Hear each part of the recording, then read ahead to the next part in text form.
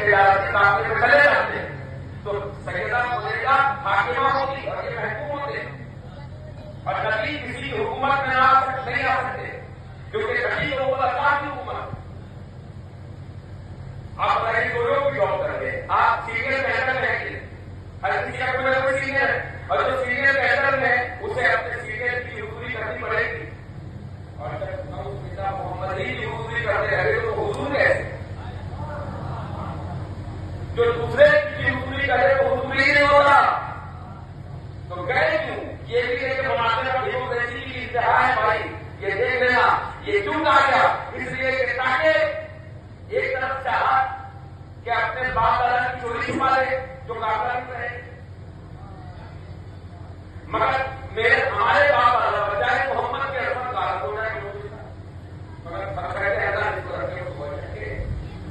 کیا ہوا حضرت ابو طالب پر پیغام گیا. میں بہت کر کے پڑھ رہا ہوں, دیکھیے پیاسے کو پانی دکھا کے پلانے میں بڑا مزہ آتا ہے. شدت کی پیاس نہ ہو تو پانی کا مزہ ہی نہیں.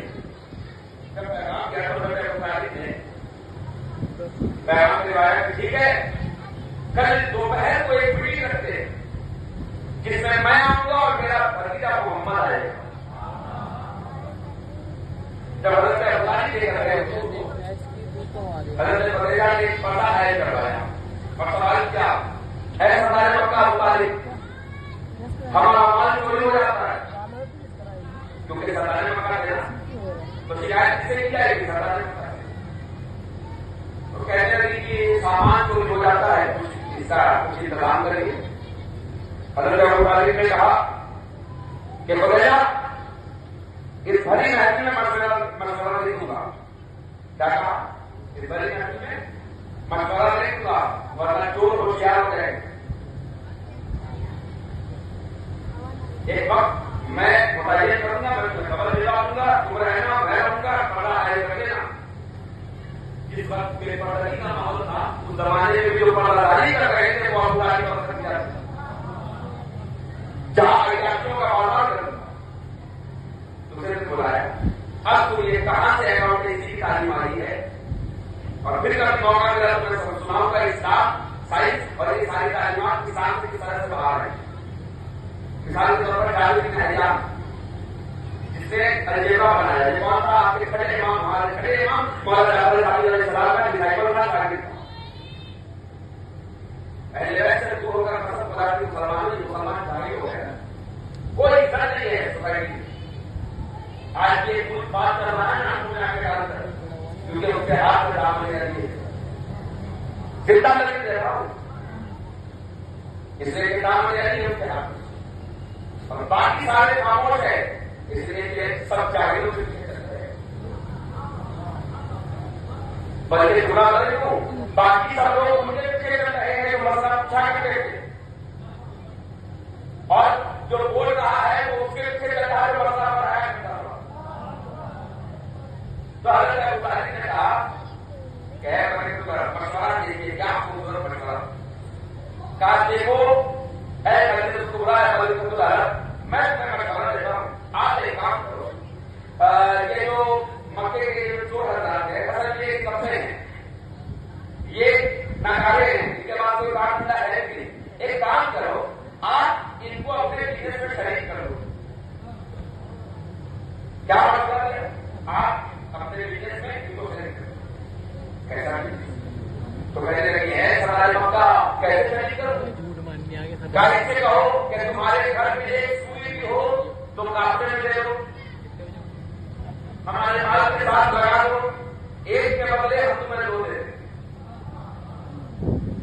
دیکھ رہے تجویز اس زمانے میں بزنس کا اور یہ اکاؤنٹنسی کا لوگ کہتے ہیں کیسے ہمارا اکاؤنٹنسی کیسے وہ سکھایا جاتا ہے. کسی سے کہنا تمہارے گھر میں جو کچھ بھی ہو لا کر مال میں ڈال دینا, منافع جو ہوگا جو بھی بینیفٹ ہوگی وہ واپس لوٹنے کے بعد تمہیں تقسیم کر دی جائے گی. اب جب یہ بات ہوئی پہلے تو زیادہ خوش ہو گئی. دیکھیے ابو طالب اور خدیجہ سے لوگوں کو دشمنی بس ایک بات ہے بھائی, قصور اتنا ہے کہ علی کا باپ ہے بہرحال کی ماں ہے. ایسے ہی بات چاہے گا بھی جس کے گھر میں جو سامان ہے سب چلے گئے سفر ہو گئے. اب सैदा वगैरह के माल का चोरी होना किसका मशवरा? अबू तालिब का मशवरा। अब तक ये हुआ, सुनिएगा, अब तक ये हुआ कि हजरत खदीजा का माल चोरी होना बंद हो गया। तब हजरत खदीजा ने कहा कि ऐ अबू तालिब, आपने मुझ पर एहसान किया है, वरना तो मेरा पीछे बर्बाद हो जाता। मैं आपके लिए क्या करूं? आपने मुझ पर एहसान किया है, मैं एहसान तो नहीं चुका सकती, मैं बदले नर्म पेश करना चाहती हूँ, नर्म पेश करना चाहती हूँ, नर्म पेश करना चाहती हूँ। मैं आपको क्या सुनो, नहीं मानता। और मेरा भतीजा मोहम्मद ये मुसलमान का एक बड़ा खुददार है, ये कहता है मोहम्मद सलाम में मेहनत करेंगे, कमाएंगे, खाएंगे। एक काम करो, अपनी तिजारत का कमांडर, अपनी तिजारत का सरदार मोहम्मद को बना लो।